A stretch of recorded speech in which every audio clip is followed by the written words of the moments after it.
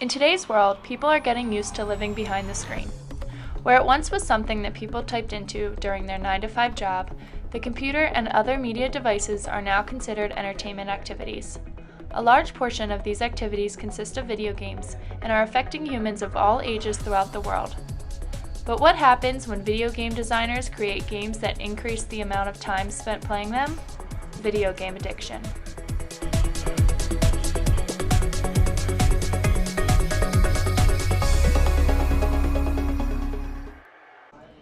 They have found a way to design games that are just difficult enough to be challenging, but enough to allow small accomplishments. Although addiction is typically associated with drugs, alcohol, and gambling, compulsive behavior that occurs during video gaming can also be considered an addiction. We wanted to find out what went on in the brain behind this addiction. It turns out that the dopamine chemical, which causes pleasure, increases when you hit achievements in these games. This feeling makes you want to keep playing, to keep enduring this pleasure feeling. We also found out that dopamine is more sensitive to men than women, explaining why 62% of gamers are male.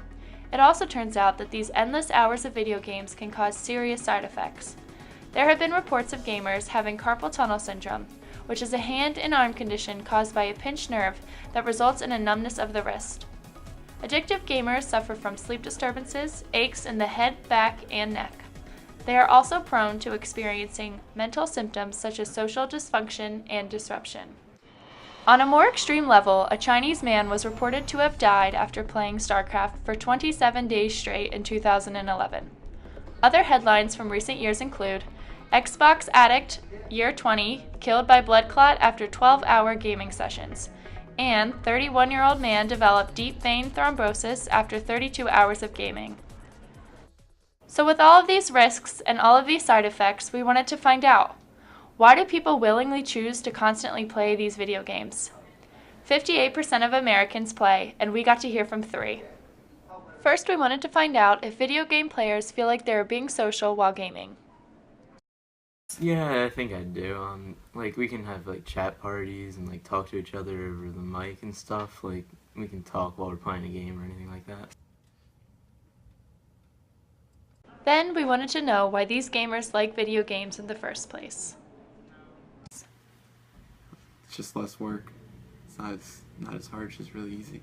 I probably like video games a lot because you can do whatever you want in them. You can make whatever you want. You can be in say an NBA game, you can be a point guard or center. You can do whatever you want. Just be inside that world. Just live a different life. And what's not to like about that? And after that, we dug a little bit deeper. Well, I like 2K, and it's because I can be really tall guys, and really big and strong, and dunk a basketball. I can't do that in real life. I feel more powerful, and I wield better weapons than in real life. I play as big people, 7 foot tall people that weigh a lot, and they're a lot stronger than me. It makes me feel powerful. I always airball shots in real life. In the game, I never do that because I have really good characters and guys, and they're pretty good. We asked Dr. Michael Solomon, author of Consumer Behavior, Buying, Having, and Being, to analyze these responses.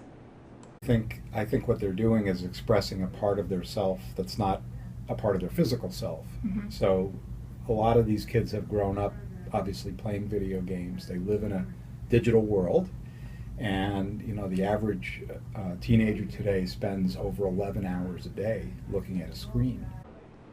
In hearing why these gamers love video games so much, we realized that they were able to achieve the conception of how they would like to be, otherwise known as reaching toward their ideal self.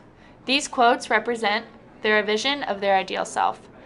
They are not stimulated enough living their actual self, which accounts for more realistic qualities that these gamers do and do not have. For example, Brett feels that he is better his ideal self in the video game because he can make more shots on the basketball court that he is unable to in real life, as his actual self. We also found that people buy video games to enter a world where they can reach their ideal standard. For me, it's like this is my real home, but that's a better home to me. I just like it so much more. We asked Dr. Michael Solomon, author of Consumer Behavior, Buying, Having, and Being, to share a little bit more about what the ideal self means for video gamers. A lot of the ideal self goes into the creation of the avatar.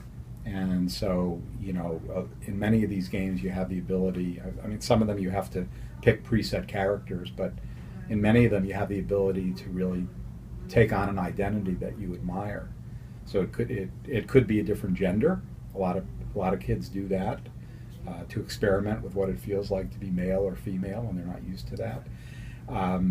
They can, of course, modify their appearance to be big and strong or beautiful or what have you. So it really takes kids who are going through a stage where they're very insecure about their appearance very often, even if they're good-looking kids, they tend to be insecure about that.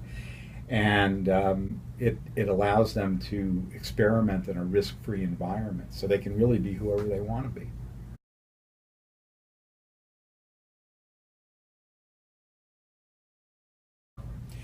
Well, video games, of course, are addictive for a lot of people.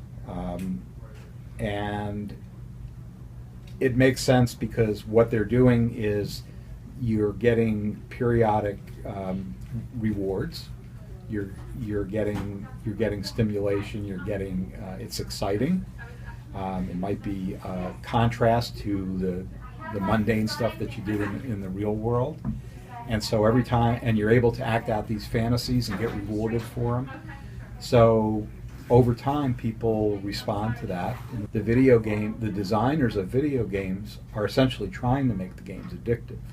Now, they wouldn't quite agree with what I've just said, but what they're trying to do is to make the game so fun to play that you're going to want to play it more and more.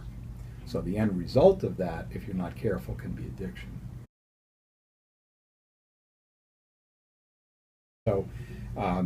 So our traditional stereotype of the gamer is a teenage boy, but in reality, something like 40% of gamers are female. So as it's become more widespread over the years, it's moved from being the domain almost exclusively of boys to something that both boys and girls are playing. So it's likely that as more girls are getting into the picture, they're going to change the nature of the games that the boys are playing. So it is a big problem. In South Korea, for example, they're a little farther along in terms of believe it or not, how long they stay online. Video game addiction is a big problem there, and the government is actually getting involved in that. So we're seeing a little bit of that here. People are starting to talk about video game addiction. Clinical psychologists are now recognizing it. So I think it's going to become a bigger problem before it becomes a smaller problem in the United States. So who's to blame for these addictive products? Some of the top companies creating and marketing video games include Microsoft, Sony, Nintendo, and Blizzard Entertainment. We took a look at their marketing techniques and how they became top producers and sellers. We saw that it is an industry standard to market in-store promotion for its games using visual imagery and appeal of the new virtual world that could be accessed. Also in these stores, Microsoft allows consumers to sample playing new games with their friends and store workers. As we learned in class, sensations that reach the skin stimulate us and have the potential to influence sales interactions. Gamers are more sure about their future purchase once they have tried playing it. They also successfully created a web series called Forward Unto Dawn that built hype and drew anticipation upon release of Halo 4. This embedded advertisement hit 5 million views per video. Blizzard Entertainment displays their advertisements on YouTube and television where consumers are going to view and engage with other video content. For Sony, they have utilized other popular brands among their age group. For example, in a past campaign when a taco meal was bought, the consumer would receive a code for the chance to win Sony games and products. So how does one simply stop being addicted to video games? There is a challenge when quitting an activity that involves everyone in your social circle online. It is hard for those who are addicted to adapt to face-to-face communication after playing behind a screen for so long. In order to cope with this uncomfortable feeling, therapy or treatment programs are offered and advised. A few new strategies are being explored by professionals. One includes the cognitive behavioral therapy treatment. An experimental drug, proprion, acts as a dopamine inhibitor, which restricts the amount of dopamine released during a gaming session. Finally, inpatient facilities exist for the extreme video game addicts, which utilize the 12-step program used by Alcoholics Anonymous and abstinence to completely remove video games from the addict's life. If you or a loved one suffers from video game addiction, the Illinois Institute for Addiction Recovery offers a free confidential assessment and plan of action to recover. You can call at 1-800-522-3784 for more information.